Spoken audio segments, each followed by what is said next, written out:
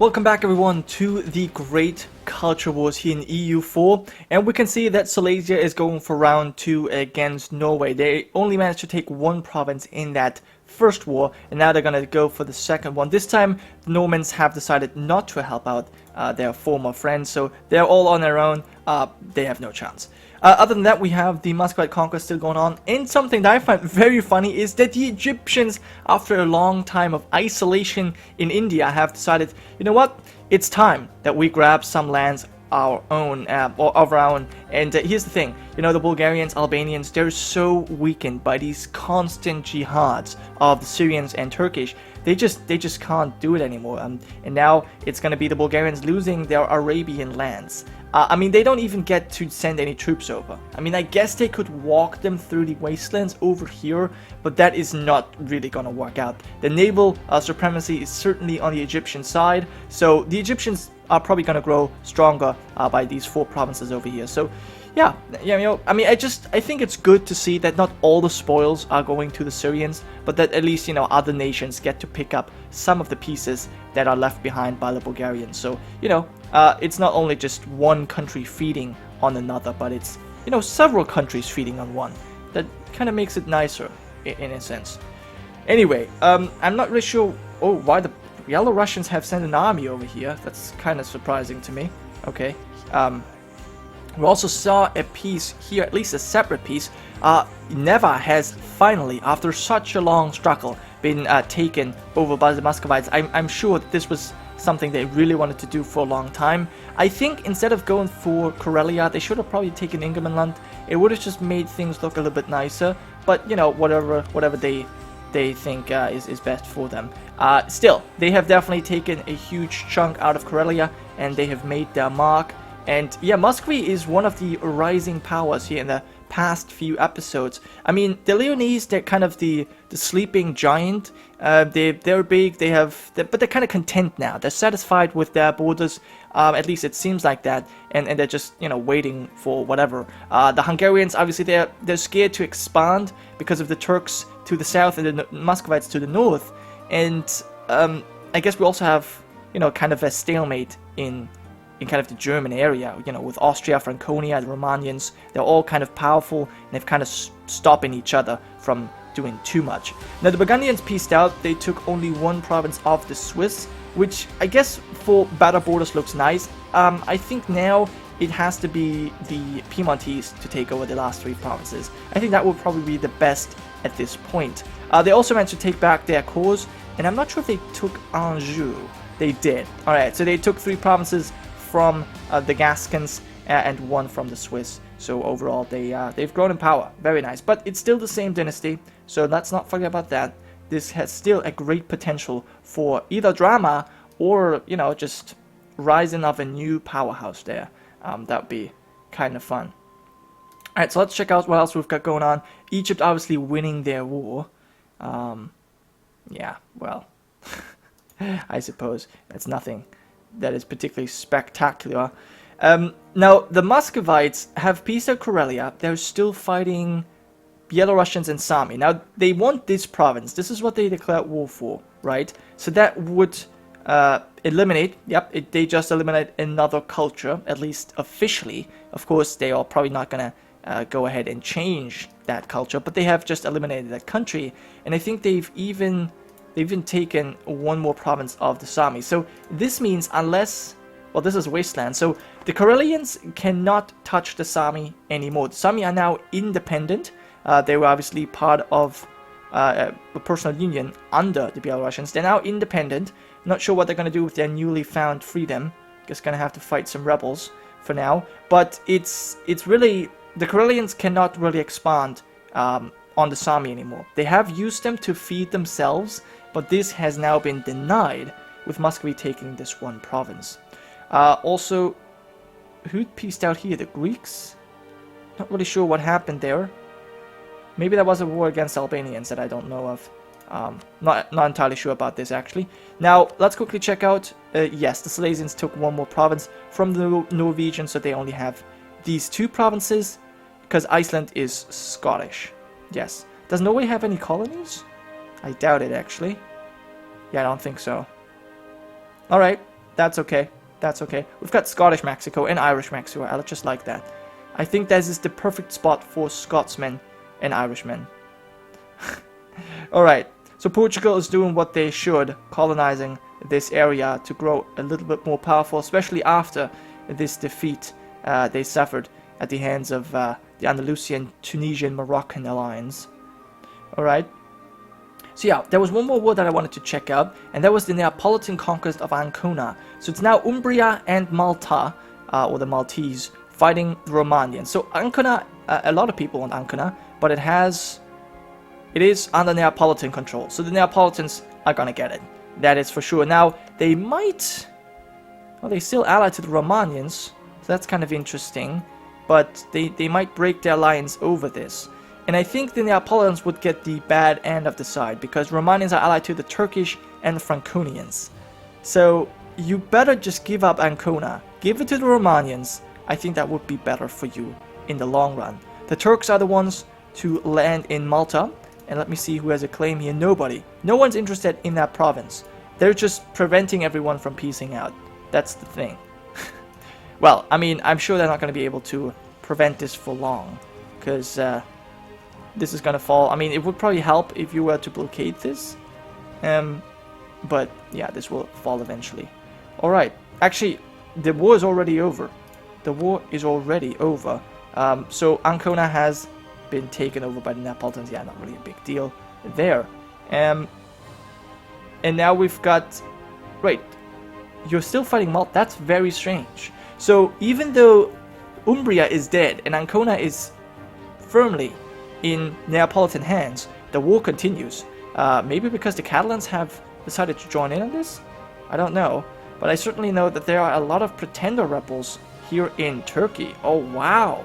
What happened there? Do you have still the same dynasty? You still have the same dynasty, so maybe your Syrian branch of the family is going to try and help you out here, because this is not looking too well for you. Oh, no, totally not. This is some 70,000 men, even more than that. Well, the Greeks are certainly coming in to help you relieve you of your rebel problem. Wow, but that still is a lot of rebels, and they're about to take your capital too. Alright, well, other than that, let's check this out. The Egyptians are still fighting their war, and they're even creeping up the Bulgarian provinces here. And yeah, they have met with some resistance, but it's not particularly scary. So they will just take their provinces. I mean, you know what, Bulgaria, just stop fighting. Stop fighting. You have lost. Yeah, I mean, you got actually, you know what, you got 30,000 men there. Alright, scratch that. Continue fighting and kick their butt. You could win.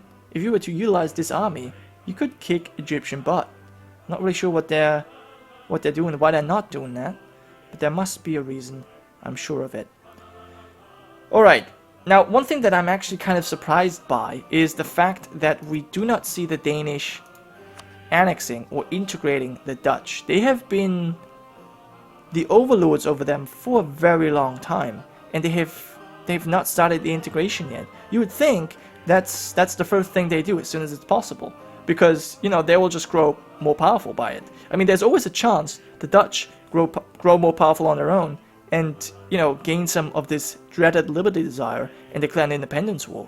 So I would be really careful if I was the Danish. I would try and annex them right now. I mean, overall, it's going to make them weaker, but it's a safer thing to do. But yeah, you know, that's just me. That's just me. Alright. So the English are now over here in Eritrea. That's nothing new. And Andalusia has kind of come back. They look nice now.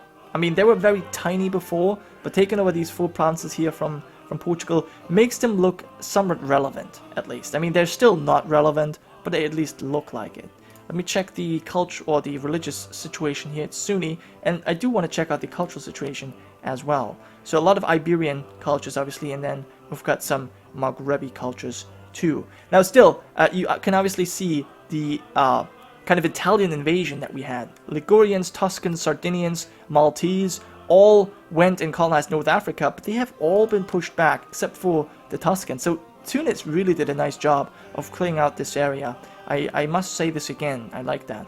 I liked it quite a bit. But still, as I said, the Obertingi family is holding on to lands here. This is the last Catholic stronghold in North Africa here. And I don't think they're going to lose that position, because they're obviously still a very powerful nation. They are the #1 great power right now. They've got the same development as the Leonese. So they're basically both #1, which is very surprising to me. We've got the Syrians at #4. The Scots are #6 now, with, the English as their subject. The Ryazanians and the Crimeans have lost their great power status. The Muscovites have now become a great power. I think they have not been a great power before, so that's very good for them. The Estonians are about to get sacked by the Finnish and also Karelians, so this is a new war that has popped up. Yeah, this is pretty one-sided once again. The Finnish are often declaring wars with their entire, alliance network in place, so that's smart of them, of course, but it's also a bit cowardly. The Sami are now no longer being protected, I guess, by the Belarusians, so easy prey for the Ryazanians who want to get some more lands. And the Aragonese have declared another crusade against the Ashanti. Did you think about this correctly? So you're getting help from the Occitans, which is certainly helpful, and the rest of their belongings. The Portuguese are helping you out as well. And the Ashanti are this time not being supported by the Moroccans, but by the Scots. Why would the Scots support the Ashanti? I don't know, but I feel like the Scots taken on a bit more than they can chew, because they might be powerful, but their power base is here and in the New World. They have no business here in West Africa. So you know what? I think they're just gonna lose their colony here, which isn't really a big deal, but it's still a thing. And they might even lose some of their colonies down here in the south, even in Madagascar. They could lose a lot of their African holdings in this war. And Ashanti is probably just going to get annexed here. Actually, you know what? No, I know why they're... the last crusade, or jihad... No, not jihad. The last crusade was against the Andalusians. This is now against Ashanti. Okay, so that makes a lot more sense. I was just confused there for a second. I'm sorry about that.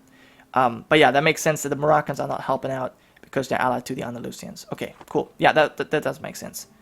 Alright. So, anything else new? The colonization is going forward slowly. So, yeah, it looks like the Catalans did cut off the Dutch here. And the Sardinians as well. They're... are they colonizing? They are colonizing, but very slowly. Alright, the Normans are still colonizing as well. And we've got the Scots arrived in North America as well. So yeah, this is very funny to see. The Scots and English both went to, Panama and kind of the Mexico area.